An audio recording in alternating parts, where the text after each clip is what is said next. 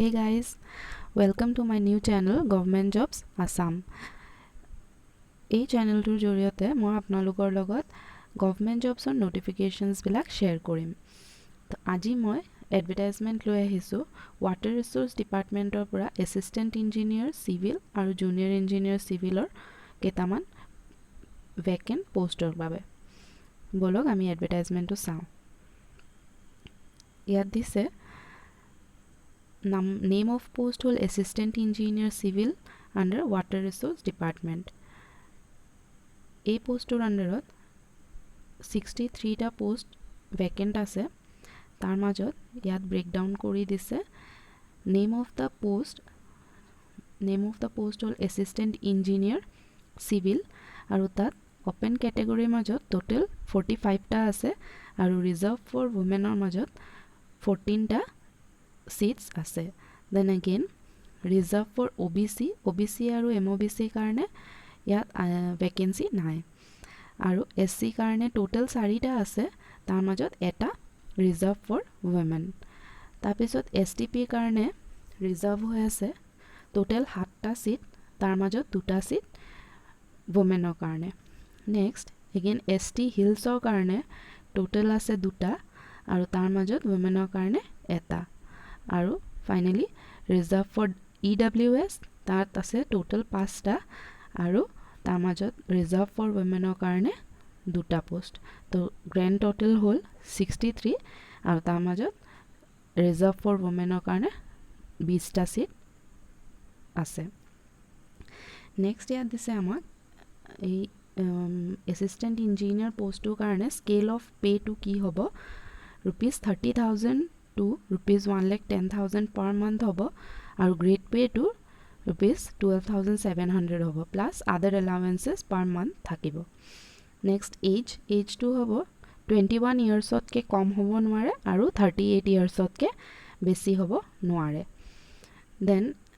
Again SC ST কাৰণে 5 years relaxation থাকিব আৰু OBC or MOBC কাৰণে 3 years ৰিলেক্সেশ্যন থাকিব আৰু পাৰ্চনছ উইথ ডিজেবিলিটিৰ কাৰণে PWD তেখেতসকলৰ কাৰণে 10 years থাকিব ইৰেছপেক্টিভ অফ এনি কেটেগৰী। আৰু তাৰপিছত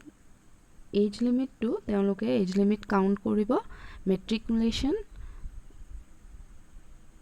মেট্ৰিকুলেশ্যনৰ এডমিট কাৰ্ড অৰ পাছ চাৰ্টিফিকেট দি। দেন ইয়াত কৈছে কোৱালিফিকেশ্যনবোৰ কি লাগিব এই পোষ্টটোৰ কাৰণে এপ্লাই কৰিবলৈ। BE লাগিব or equivalent degree in civil engineering obtained from any institute approved by the AICTE and recognized by the government, Bachelor of Engineering or equivalent degree in civil engineering. Then number 1 আৰু number 2 হ'ল Bachelor degree civil engineering Bachelor degree লাগিব আৰু regular full time course হ'ব লাগিব, কৰেছপণ্ডেঞ্চত কৰা সকলে কৰিব নোৱাৰে। আৰু Bachelor degree ইয়াতে দিছে ডিষ্টেঞ্চ মোড অফ এডুকেশ্যনৰ কাৰণে এইটো একচেপ্ট নহ'ব, ৰেগুলাৰ ফুল টাইম কোৰ্চৰ বেচেলাৰ ডিগ্ৰীটোৱে একচেপ্টেবল হ'ব। নেক্সট নাম্বাৰ 3 পইণ্টত দিছে এপাৰ্ট ফ্ৰম ইংলিছৰ বাদেও কেণ্ডিডেটছে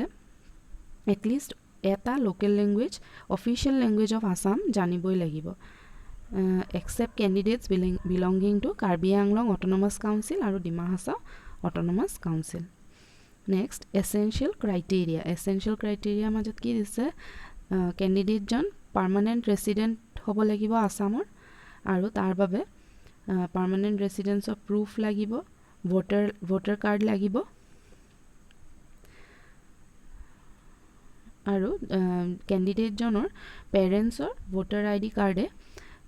তেওঁলোকৰ চেল্ফ পাৰ্মানেণ্ট ৰেচিডেঞ্চটো প্ৰুফ হিচাপে কাম কৰিব। আৰু যিবোৰ ডকুমেণ্টছ ছাবমিট কৰিব এইটো চেল্ফ এটেষ্টেড হ'ব লাগিব। এইটো হ'ল এছিষ্টেণ্ট ইঞ্জিনিয়াৰৰ পোষ্টৰ বাবে। দেন নেক্সট B নম্বৰ পোষ্টত দিছে জুনিয়ৰ ইঞ্জিনিয়াৰৰ কাৰণে। জুনিয়ৰ ইঞ্জিনিয়াৰত পোষ্ট খালী আছে, নাম্বাৰ অফ পোষ্ট 37 আৰু তাৰ মাজত অপেন কেটেগৰী মানে জেনেৰেল কেটেগৰীৰ কাৰণে টোটেল আছে 19 আৰু তাৰ মাজত ৰিজাৰ্ভ ফৰ ওমেন হৈ আছে 2টা।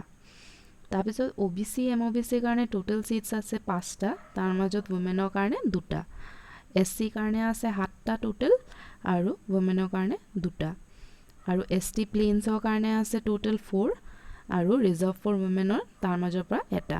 আৰু ST হিলছৰ কাৰণে এইটো ভেকেন্সি নাই আকৌ EWSৰ কাৰণে টোটেল 2টা আছে আৰু ওমেনৰ কাৰণে তাৰ মাজৰ পৰা এটা তো গ্ৰেণ্ড টোটেল হ'ল টোটেল 37টা আৰু তাৰ মাজৰ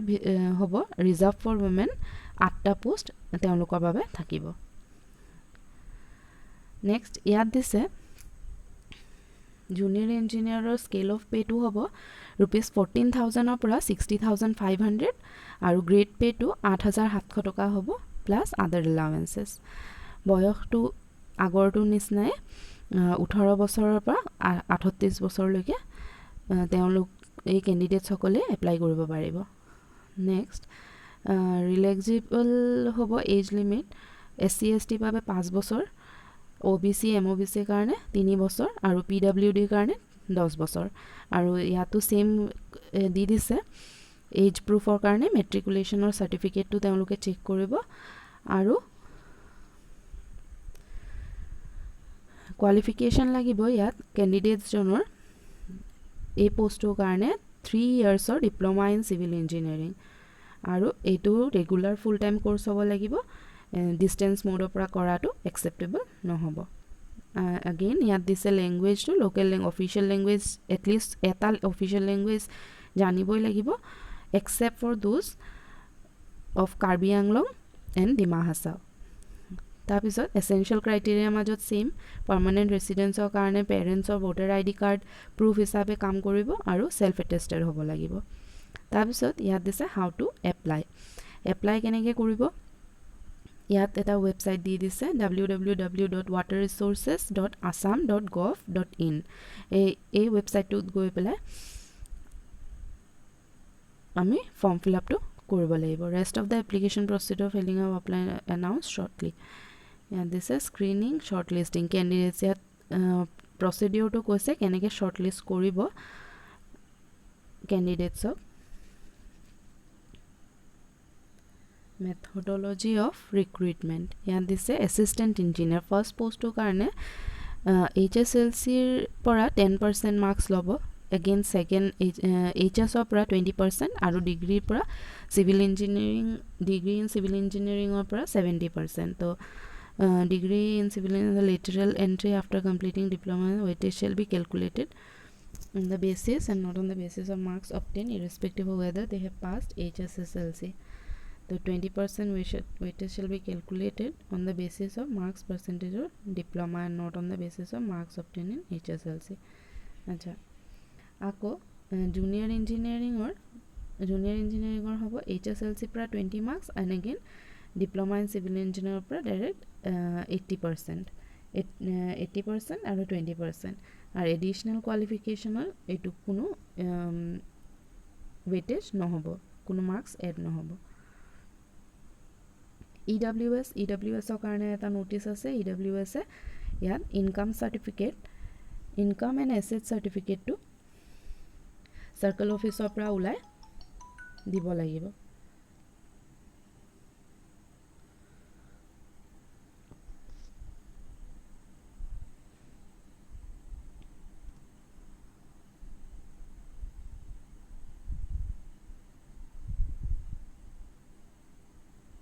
then again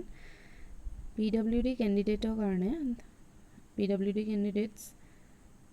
since there is no post reserved for PWD candidates they will have to compete with other candidates without any PWD reservation eto apnaloke buji paise sage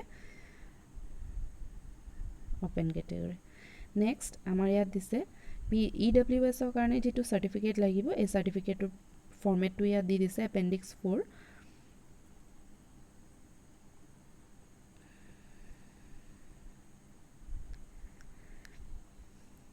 এই ফৰ্মেটৰ হিচাপত EWS certificate খন income certificate two বনাব লাগিব next আমাৰ ইয়াত দিছে declaration ফৰ্মত দিছে I Srimati Sondu Khairbe that I fill the post of